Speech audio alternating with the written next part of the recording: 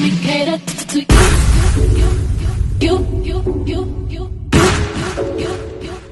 Let me cater to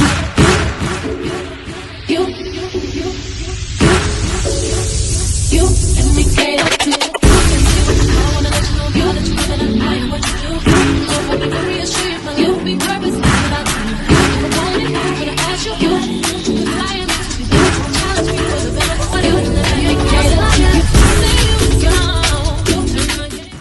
Hello everyone, and thank you for coming back to the channel, Deb Chanel's 40th World.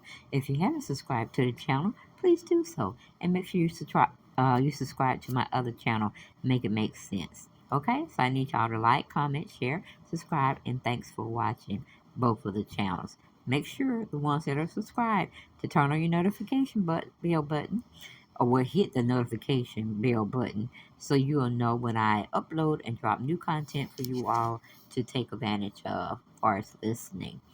And we're going to go straight into an article we got from Today. I think it's today.com. And it's on Mariah and Nick and his or her ability to try to understand why Nick have 10 kids. So we get into it. It says, who wrote the article? Ariana Brockington. And she wrote Today. And she titled it, NickCannon shares ex-Mariah Carey's response to him having 12 kids. The former couple, who was married from 2008 to 2016, shared 12-year-old twins, Monroe and Mariah. People on the internet have plenty of opinions on NickCannon's expanded family. But what does his ex-wife, Mariah Carey, think about Cannon's now being the father of 12 children? Cannon and Carey tied the knot in 2008, and they became parents for the first time with their twins. Monroe and Mariah were born 3 years later. The couple got divorced in 2016, and since then, the Masked Singer host has welcomed 10 more children. In an interview on the Jason Lee Show, Cannon revealed how the emotions singer reacts when he shares his latest pregnancy news with her. She's high frequency, Cannon said on the podcast May 8th episode. The 42-year-old television personality explained that Carey frequently checks in on him and he takes on more responsibility as a parent. He said, she's always asked me, "You alright? How you doing? You handling it all?" According to Cannon, the legendary singer does not seem to be bothered about his growing family, but she did make one request. She's like, as long as you don't bring none of that bullshit to the manor of Carey, Cannon shared. She lives in her own world. Nothing can infiltrate that stuff. When we talk daily, she's just checking on my spirit. The Wild 'N Out host said some assumptions about his relationship with his former spouse are not true. I think there was a narrative out there that she was like seeking custody, but we were at dinner the night before that, he said. Cannon laughed and continued, I was like, did some ish happen that I don't know about? But it's like people will create low frequency messages to try to say that there's something wrong. So she encourages me. Although the two divorced nearly 7 years ago, they still support each other and constantly communicate.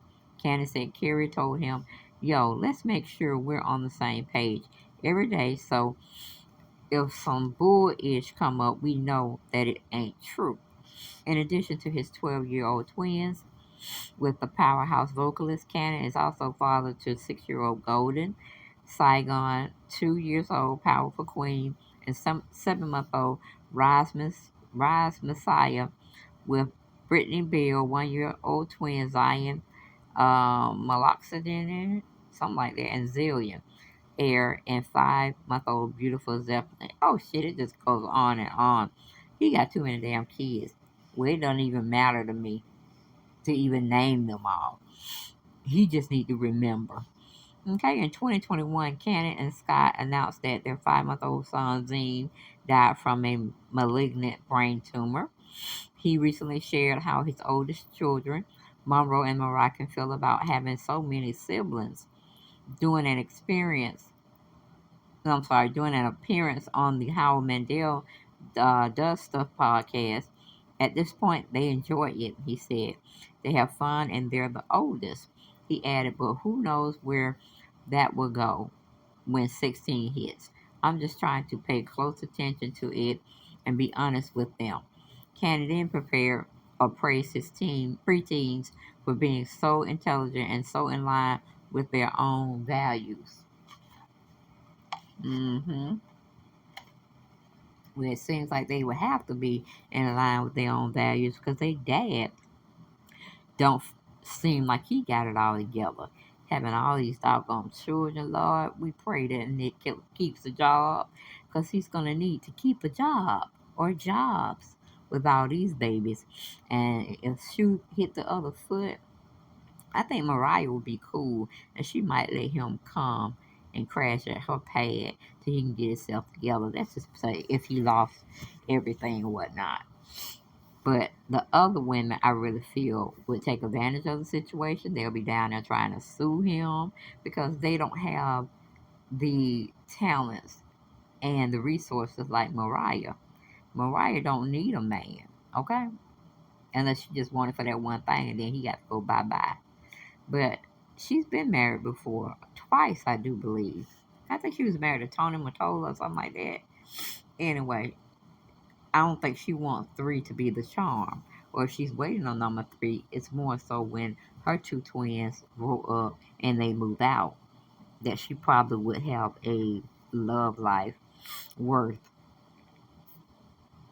expanding on or just experiencing something with somebody new and she don't have to be worried about whether her kids are going to like them or this, that, and the third. So she's pretty much been cool.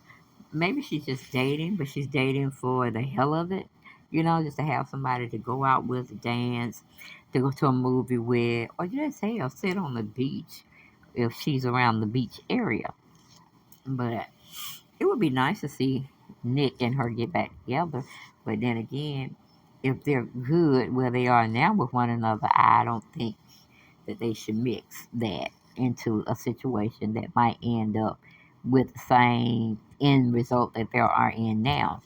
Now, she probably be getting some of that. You know what I'm saying? She might be getting some of that good love from him, you know? Because it seems like he visit everybody's house. Or he says whoever calls him and requests for him to come over and spend the night, that's the place where he'll lay his head. I said, this Edgar, he ain't got no sense. But I blame the women for having him put them in a situation like that. That's just so thirsty to me. Meaning thirsty of the women and piss poor judgment on Nick for even suggesting that idea. So you're saying if some of the women don't call you at all, you cool with that. But and you won't necessarily go over and see them because they didn't call to request your presence. That's some dumbass shit and some dumbass ways of thinking. Woo, child. Yeah, I already over there hosting for Poe Jamin. But I can't say Poe Jamin because if he got into the whole mix with that scene, it's like you gotta have some empathy. But it's like you knew what you were getting yourself into. You knew the people you were hanging around. You knew how they got down. And like I said, maybe he didn't want to do something that you wanted him to do, and he just fell short. So now, hopefully, he can work his way back to normalcy, whatever that looks like for him. But we just have to keep him in prayer, meaning Jamie Foxx, because it's not normal that they keep somebody 4 weeks in a hospital. I'm just saying, I work for a hospital. I know it's not normal unless they are definitely very much so ill and they have to go through physical therapy. I mean, they're doing something. Either they're bedridden and it's not going to be anything else that they can do for that person, or they could be brain dead, like a vegetable. They're living and breathing and all that, but they're probably more likely in a induced coma where they have no brain function. Nothing is sparking up there.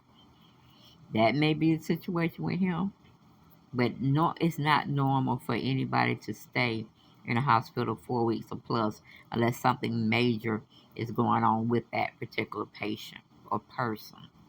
So I can give you that little known fact, and I'll see you on the next video. Bye bye.